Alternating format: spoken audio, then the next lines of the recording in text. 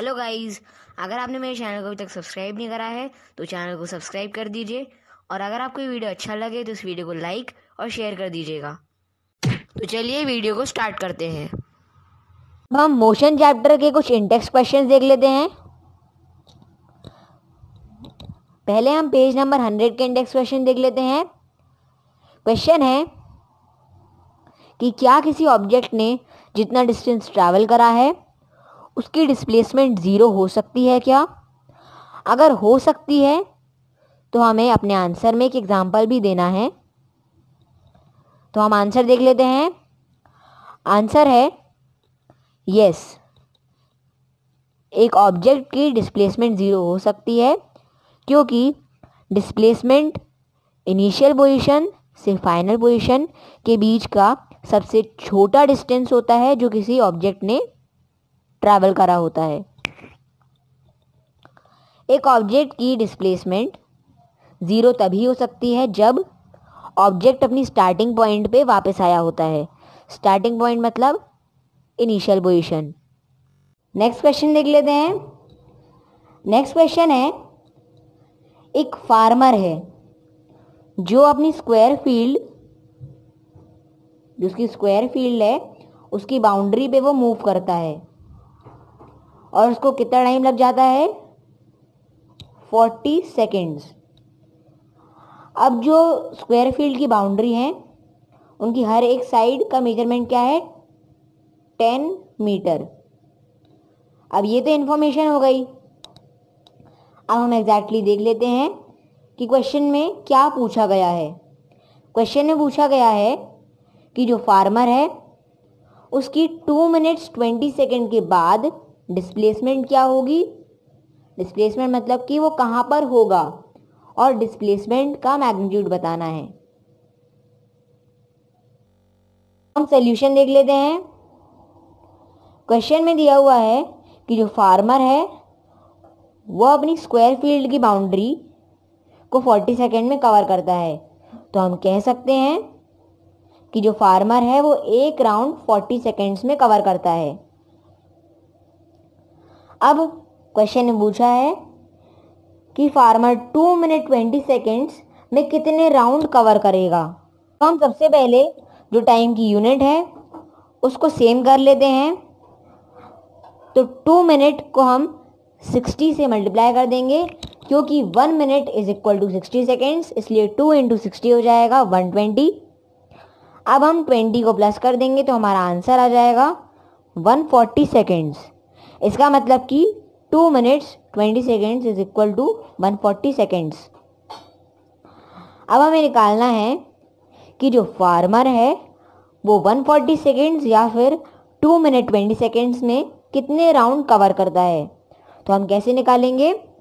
140 divided by 40 कर देंगे तो हमारा आंसर आ रहा है 3.5 राउंड्स। इसका मतलब कि जो फार्मर है वो 140 सेकेंड्स या फिर 2 मिनट 20 सेकेंड्स में 3.5 राउंड्स कवर करता है। 3.5 राउंड्स मतलब कि उसने 3 राउंड कंप्लीट कर लिए हैं और अपनी फील्ड के हाफ राउंड को कंप्लीट कर लिया है 2 मिनट 20 सेकेंड्स में। तो हमारा आंसर हो जाएगा कि जो फार्मर है वो 3 राउंड कंप्लीट कर लेता है और अपने फील्ड के हाफ तक पहुंच जाता है, मतलब कि उसने 3.5 राउंड्स कंप्लीट करे हैं। अब हमें पता चल गया है कि जो फार्मर है वो 2 मिनट 20 सेकेंड्स में 3.5 राउंड्स कंप्लीट कर लेता है। तो अब हम देख लेते हैं कि फार्मर ने एग्जैक्टली कहाँ से स्टार्ट करा और उसकी फाइनल पोजीशन कहाँ पे थी। तो फार्मर ने ए से स्टार्ट करा। पहले उसने ए से 3 राउंड्स लगाए, यहाँ से गया और इसके 3 राउंड्स कंप्लीट हो गए। 3 राउंड्स कंप्लीट होने के बाद उसने हाफ राउंड भी लगाया है तो उसने ए से सी तक लगाया होगा। तो यहाँ से ए से गया, वो ए से लेकर सी तक लगाया, तो उसकी डिस्प्लेसमेंट क्या हो गई? ए और सी, क्योंकि डिस्प्लेसमेंट क्या बोलता है? इनिशियल पोजीशन और फाइनल पोजीशन। तो उसकी डिस्प्लेसमेंट हो गई ए से लेकर सी तक। अब डिस्प्लेसमेंट क्या होता है? डिस्प्लेसमेंट मतलब कि इनिशियल पोजीशन से फाइनल पोजीशन तक का सबसे शॉर्टेस्ट डिस्टेंस, सबसे छोटा डिस्टेंस। जो फिगर है वो एक स्क्वायर है। स्क्वायर है इसका मतलब कि उसके सारे एंगल्स 90 डिग्री होंगे। इसका मतलब कि ये वाला एंगल भी 90 डिग्री होगा। तो हम AC की वैल्यू, जो कि हमारा हाइपोटेन्यूस है, उसकी वैल्यू हम पाइथागोरस थ्योरम लगा के निकाल सकते हैं। अब हम AC की वैल्यू निकाल लेते हैं पाइथागोरस थ्योरम से। तो जैसे कि हमें पता है कि पाइथागोरस थ्योरम बोलता है कि अंडर रूट बेस का square plus perpendicular square is equal to hypotenuse. तो मैंने यहाँ पे वैल्यू डाल दी है under root 10 square plus 10 square. 10 square होता है 100, तो 100 प्लस 100 हो जाएगा 200। तो मैंने यहाँ पे लिख दिया है अंडर रूट 200 मीटर। अब हम इसको फैक्टराइज कर लेंगे। फैक्टराइज करने पे ये होगा 10 अंडर रूट 2m। अब जैसे कि हमें पता है कि अंडर रूट 2 की वैल्यू होती है 1.414, तो हम यहाँ पे वैल्यू डाल देंगे 1.14। तो ये हो जाएगा 10 इंटू 1.414। जब हम इसको सॉल्व करेंगे तो हमारा आंसर आएगा 14.14 मीटर। इसका मतलब कि 14.14 मीटर किसकी वैल्यू आ गई? AC की, जो कि हमारा हाइपोटेन्यूस है। हम क्वेश्चन नंबर 3 देख लेते हैं। क्वेश्चन है कि जो दोनों स्टेटमेंट हैं इनमें से कौन सी स्टेटमेंट डिस्प्लेसमेंट के हिसाब से ट्रू स्टेटमेंट है, कौन सी स्टेटमेंट सही है। तो पहली स्टेटमेंट है किसी ऑब्जेक्ट का डिस्प्लेसमेंट 0 नहीं होता है। तो हम आंसर देख लेते हैं। आंसर है नॉट ट्रू।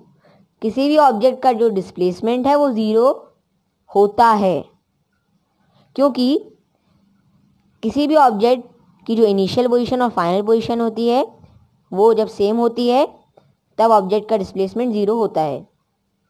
अब नेक्स्ट स्टेटमेंट देख लेते हैं। नेक्स्ट स्टेटमेंट है किसी भी ऑब्जेक्ट का जो डिस्प्लेसमेंट है वो उसके डिस्टेंस से बड़ा होता है। तो इसका आंसर देख लेते हैं। आंसर है नॉट ट्रू। ये वाली स्टेटमेंट भी रॉन्ग है। किसी भी ऑब्जेक्ट का जो डिस्प्लेसमेंट है वो या तो डिस्टेंस के बराबर होता है या तो डिस्टेंस से छोटा होता है। तो ये जो स्टेटमेंट है ये रॉन्ग है। तो हम कह सकते हैं कि दोनों ही जो स्टेटमेंट्स हैं वो नॉट ट्रू हैं या फिर रॉन्ग हैं। पेज नंबर 102 के इंटेक्स्ट क्वेश्चन देख लेते हैं। पहला क्वेश्चन है हमें स्पीड और वेलोसिटी के बीच के डिफरेंस लिखने हैं। तो हम आंसर देख लेते हैं। पहले हम स्पीड की बात कर लेते हैं। किसी भी ऑब्जेक्ट ने जो डिस्टेंस ट्रैवल करा है, किसी भी ऑब्जेक्ट ने जो डिस्टेंस ट्रैवल करा है किसी गिवन टाइम में, उसको हम किसी भी ऑब्जेक्ट की स्पीड बोलते हैं। स्पीड के पास खुद का एक डायरेक्शन नहीं होता है। स्पीड किसी भी डायरेक्शन को फॉलो नहीं करती है। अब वेलोसिटी की बात कर लेते हैं। वेलोसिटी किसी भी ऑब्जेक्ट की डिस्प्लेसमेंट होती है किसी गिवन टाइम में, और वेलोसिटी के पास एक डायरेक्शन होता है, मतलब कि वो एक डायरेक्शन को फॉलो करती है, इसलिए ये एक वेक्टर क्वांटिटी है। और स्पीड कौन सी क्वांटिटी है? स्केलर क्वांटिटी है। अगर आपको नहीं पता है कि स्केलर और वेक्टर क्वांटिटी क्या होती है तो मैंने एक बेसिक्स ऑफ मोशन वाला वीडियो बनाया है, उसमें मैंने बताया है कि स्केलर और वेक्टर क्वांटिटी क्या होती है। उस वीडियो की लिंक मैंने डिस्क्रिप्शन में दी है, आप वहाँ जाके चेक कर सकते हैं। अब हम नेक्स्ट डिफरेंस देख लेते हैं। स्पीड को निकालने का फॉर्मूला होता है डिस्टेंस डिवाइडेड बाय टाइम, और वेलोसिटी को निकालने का फॉर्मूला होता है डिस्प्लेसमेंट डिवाइडेड बाय टाइम। अब हम नेक्स्ट डिफरेंस देख लेते हैं। किसी भी ऑब्जेक्ट की जो स्पीड होती है वो कभी नेगेटिव नहीं हो सकती है, पर किसी भी ऑब्जेक्ट की जो स्पीड है वो 0 हो सकती है। इसलिए किसी भी ऑब्जेक्ट ने जो डिस्टेंस ट्रैवल करा है वो कभी नेगेटिव नहीं होता है। नेक्स्ट है वेलोसिटी की बात करते हैं हम। किसी भी ऑब्जेक्ट की जो वेलोसिटी है वो नेगेटिव भी हो सकती है, पॉजिटिव भी हो सकती है और जीरो के इक्वल भी हो सकती है, मतलब इक्वल टू जीरो भी हो सकती है। इसलिए किसी भी ऑब्जेक्ट का जो डिस्प्लेसमेंट है हम उन्हें नेगेटिव में भी ले सकते हैं, पॉजिटिव में भी ले सकते हैं और जीरो में भी ले सकते हैं, इन तीनों वैल्यूज में ले सकते हैं। अब हम नेक्स्ट क्वेश्चन देख लेते हैं। नेक्स्ट क्वेश्चन है, एक ऑब्जेक्ट की एवरेज स्पीड और एवरेज वेलोसिटी का मैग्नीट्यूड किस कंडीशन में इक्वल होता है? तो हम आंसर देख लेते हैं। जब ऑब्जेक्ट स्ट्रेट लाइन में होता है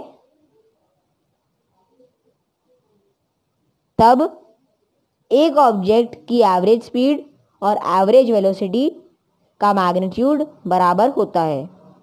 नेक्स्ट क्वेश्चन देख लेते हैं।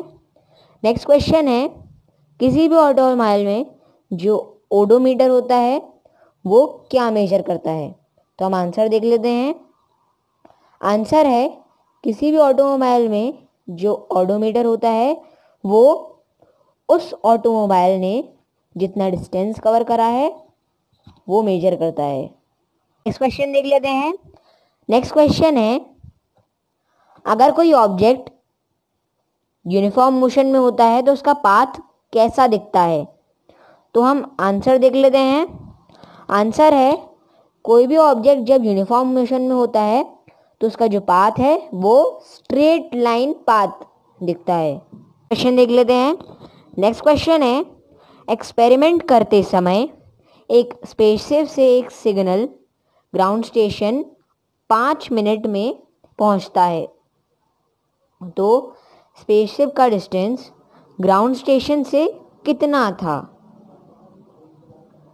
सिग्नल लाइट की स्पीड से ट्रैवल करता है जो कि है 3 × 10⁸ मीटर पर सेकेंड।